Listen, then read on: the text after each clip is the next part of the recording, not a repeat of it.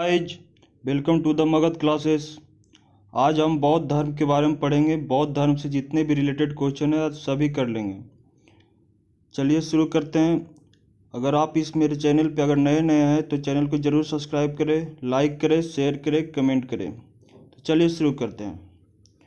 आपके पास पहला क्वेश्चन है, गौतम बुद्ध का जन्म कब हुआ? तो गौतम बुद्ध का जन्म कब हुआ? 563 ईसा पूर्व, 558 ईसा पूर्व, 483 ईसा पूर्व या 561 ईसा पूर्व।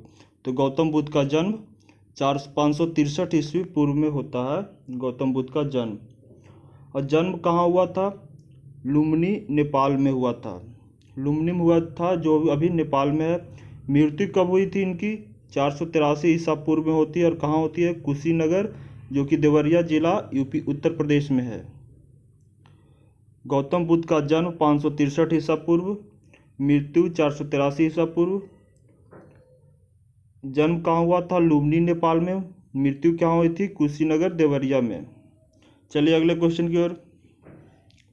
अगला क्वेश्चन है कि एशिया का ज्योति या लाइट ऑफ एशिया किसे कहा जाता है, किन्हें कहा जाता है?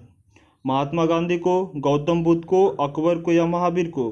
तो लाइट ऑफ एशिया या एशिया का ज्योति किन्हें कहा जाता है? गौतम बुद्ध को कहते हैं लाइट ऑफ एशिया। चलिए अगला क्वेश्चन। गौतम बुद्ध का गुरु का कौन था? गौतम बुद्ध का गुरु का नाम क्या था? पाणिनि, अलार्क कलाम, कपिल या पातंजलि? तो गौतम बुद्ध का गुरु का नाम क्या था? अलार्क कलाम। चलिए अगले क्वेश्चन। गौतम बुद्ध ने अपना प्रथम उपदेश कहाँ दिया था? बोध गया, लुम्बिनी, सारनाथ या कुशीनगर? तो गौतम बुद्ध ने अपना पहला उपदेश कहाँ दिया था? सारनाथ में दिया था अपना पहला उपदेश। और प्रथम प्रवचन या प्रथम उपदेश को क्या बोलते हैं? धर्म चक्र परिवर्तन कहते हैं। ये याद रखिएगा कि प्रथम प्रवचन को क्या बोलते हैं? धर्म चक्र परिवर्तन बोलते हैं। चलिए अगला क्वेश्चन। किस भाषा का प्रयोग बौद्धवाद के प्रचार के लिए किया गया? किस भाषा का प्रयोग बौद्धवाद प्रचार के लिए किया गया? संस्कृत भाषा, प्राकृतिक, पाली या सौशेनी? तो किस भाषा का क्या किया गया था उपयोग? पाली भाषा का उपयोग किया गया था बौद्धवाद को प्रचार करने के लिए। चलिए अगले क्वेश्चन।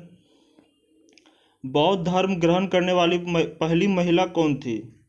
बौद्ध धर्म को ग्रहण करने वाली पहला महिला कौन थी? यशोधरा, महामाया, महाप्रजापति गौतमी या बिंबा?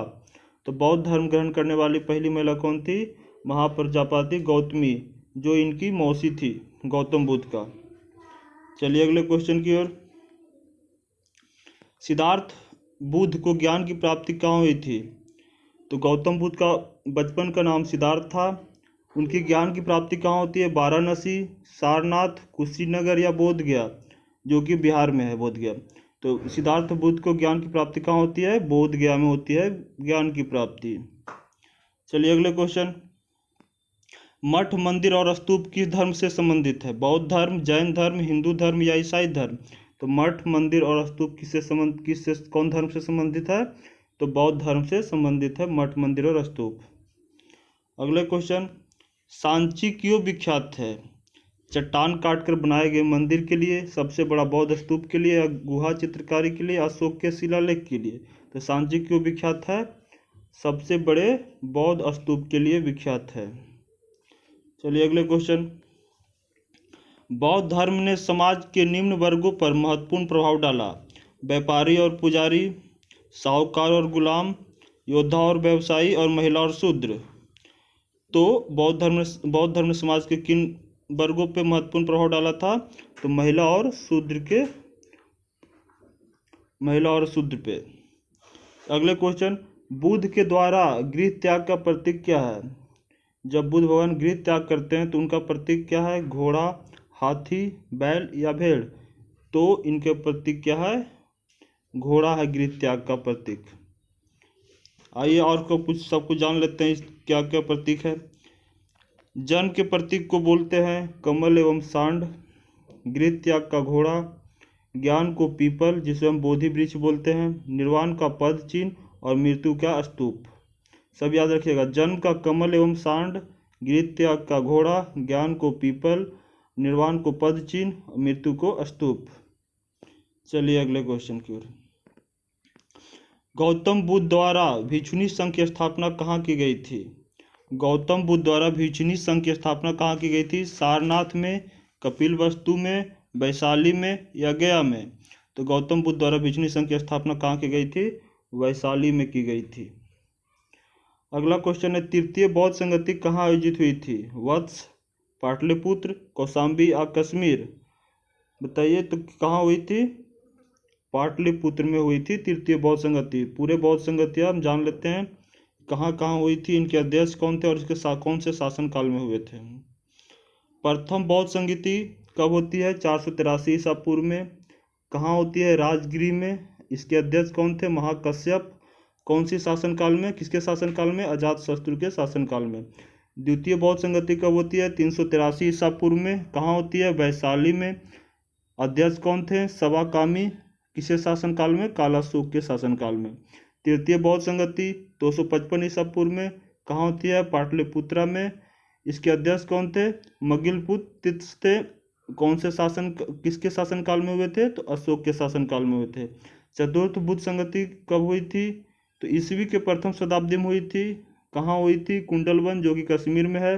अध्यक्ष कौन था? वसुमित्र या अश्व घोष था। किसके शासनकाल में? कनिष्क के शासनकाल में। ये सभी संगतियां याद रखिएगा, चारों को 4 संगतियां। चलिए अगले क्वेश्चन, बुद्ध की मृत्यु के बाद प्रथम बौद्ध संगति की अध्यक्षता किसने की थी?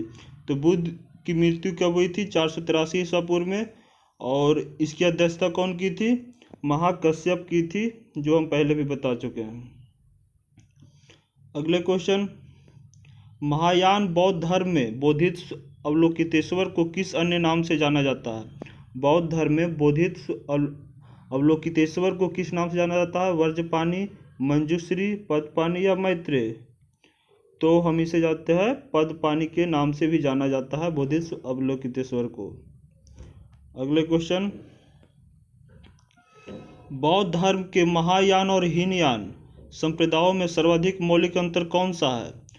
अहिंसा पर बल, जाति रहित समाज, देवी देवताओं की पूजा या स्तूप पूजा?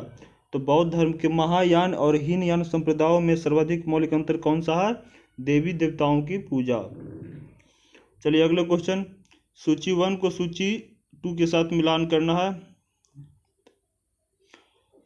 सूची 1 में था सुतोधन, माया, महामाया, महाप्रजापति, गौतमी, यशोधरा। सूची 2 में बुद्ध की पिता, बुद्ध की माता, बुद्ध की मौसी, बुद्ध की पत्नी।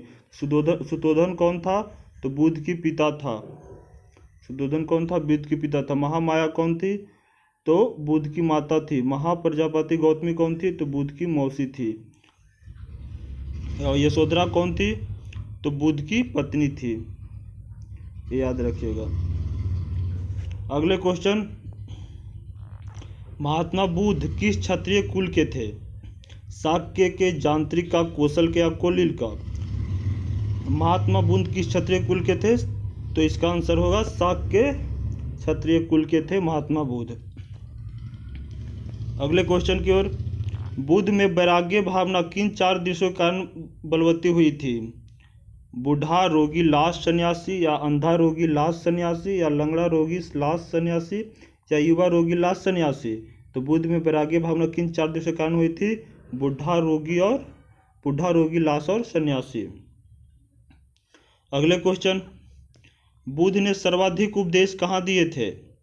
श्रावस्ती, पावा, गंधार, उज्जैन। तो सबसे ज़्यादा उपदेश कहाँ दिए थे? श्रावस्ती में दिए थे सबसे ज़्यादा उपदेश।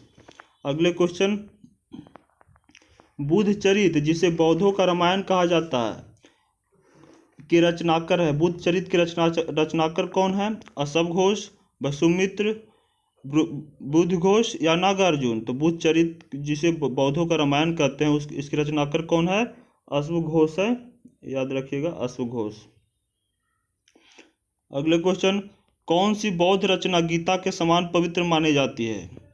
जातक, धम्मपद, पिटक या बुद्ध चरित? तो कौन सी गीता के समान मानी जाती है? धम्मपद को गीता के समान पवित्र ग्रंथ मानी जाती है, रचना मानी जाती है। अगले क्वेश्चन, बौद्ध धर्म में भावी बौद्धित्व या भविष्य के बौद्धित्व किसे माना गया है? बौद्ध धर्म में भावी बौद्धित्व या इसे बोलते हैं भविष्य के बौद्धित्व किसे माना गया, वर्ज्यपाणि, पदपाणि, मंजुश्री या मैत्रेय को? तो किसे माना गया है, मैत्रेय को माना गया है। अगले क्वेश्चन, किस समय में बौद्ध धर्म स्पष्टतः दो स्वतंत्र संप्रदायों में हीनयान एवं महायान में विभाजित हुआ था? किसके समय में बौद्ध धर्म स्पष्टतः दो स्वतंत्र संप्रदायों हीनयान एवं महायान में विभाजित हुआ था? आपके पास ऑप्शन है अजातशत्रु, अशोक, कनिष्क या इनमें से कोई नहीं। तो किसके में हुए थे? तो ये कनिष्क के शासनकाल में हुए थे, कनिष्क के समय में हुए थे या शासनकाल में हुए थे। अगले क्वेश्चन, भारत से दक्षिण की ओर के देशों में, भारत से भी जो भी दक्षिण की ओर देश है उसमें बौद्ध धर्म का कौन सा संप्रदाय प्रचलित हुआ? हीनयान, महायान, शून्यवाद या इनमें से कोई नहीं। तो कौन हुआ था दक्षिण की ओर में? दक्षिण की ओर में हीनयान। अगर भारत के उत्तर के देशों में बोलेगा तो महायान। दोनों क्वेश्चन इंपॉर्टेंट है, दोनों क्वेश्चन याद रखिएगा। भारत के उत्तर के देशों में बौद्ध धर्म का कौन सा संप्रदाय प्रचलन हुआ था? तो महायान। अगले क्वेश्चन, बौद्ध धर्म का मूल आधार क्या है? चार आर्य सत्य, अष्टांगिक मार्ग या त्रिरत्न या इनमें से कोई नहीं। तो बौद्ध धर्म का मूल आधार क्या है? चार आर्य सत्य, चार आर्य सत्य है। बौद्ध धर्म के त्रिरत्न में शामिल नहीं है बुद्ध, धम्म, संघ या मध्यम मार्ग। तो त्रिरत्न में तीन शामिल कौन कौन है? तो शामिल बुद्ध, धम्म एवं संघ शामिल, और कौन शामिल नहीं है? तो डी, मध्यम मार्ग शामिल नहीं है। आपका आंसर डी होगा। चलिए अगले क्वेश्चन की ओर। बौद्ध धर्म को भारत में अंतिम राजकीय संरक्षण किस वंश के शासकों ने दिया? बौद्ध धर्म को भारत में अंतिम राजकीय संरक्षण किस वंश के शासकों ने दिया था? बंगाल के पाल, गुजरात के चालुक्य, अजमेर के चौहान या इनमें से कोई नहीं। तो बौद्ध धर्म को अंतिम राजकीय संरक्षण किस वंश के शासक ने दिया था? बंगाल के पाल के शासक ने दिया था। अगला क्वेश्चन, वह आध्यात्मिक बौद्ध साहित्य जो बुद्ध के विभिन्न जन्मों की कथाओं के विषय में है क्या है? विनय पिटक, सूत पिटक, अभिधम्म पिटक या जातक? तो इनमें कौन आंसर होगा? जातक होगा इसका सही आंसर।